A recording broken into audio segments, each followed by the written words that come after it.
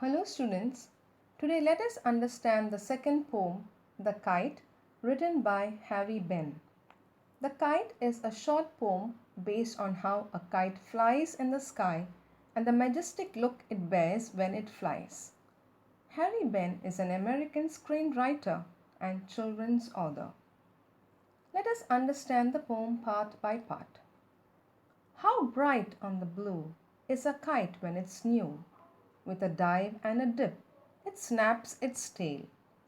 Here, the poet tells us that a kite looks bright on a clear sky when it flies for the first time. Diving and dipping in the blue sky, it moves its tail with a noise. Then soars like a ship with only a sail. As over tides of wind it rides, climbs to the crest of a gust and pulls, then seems to rest as wind falls. Over here, the poet says that the kite flies upwards with the help of the wind. He compares the kite to a ship with only one sail. The poet uses the poetic device simile to compare the movement of the kite in the sky to the movement of a ship sailing over the sea waves during the high tide. And then, when the wind falls, it seems to rest.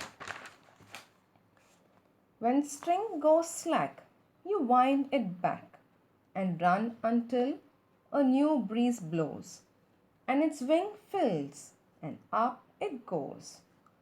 From these lines, we understand that when the thread tied to the kite loosens, the flyer runs and rolls it back until a new wind blows and uplifts it. The wind fills its wings with air to help it fly high again. How bright on the blue is a kite when it's new, but a raggeder thing you never will see when it flaps on a string in the top of a tree. Over here, the poet tells us that the kite looks very bright and beautiful when it's new, but the kite loses its splendor and beauty when its string gets stuck on a treetop. It gets torn and has a worn out look which is not liked by anyone. Thus ends the journey of the kite.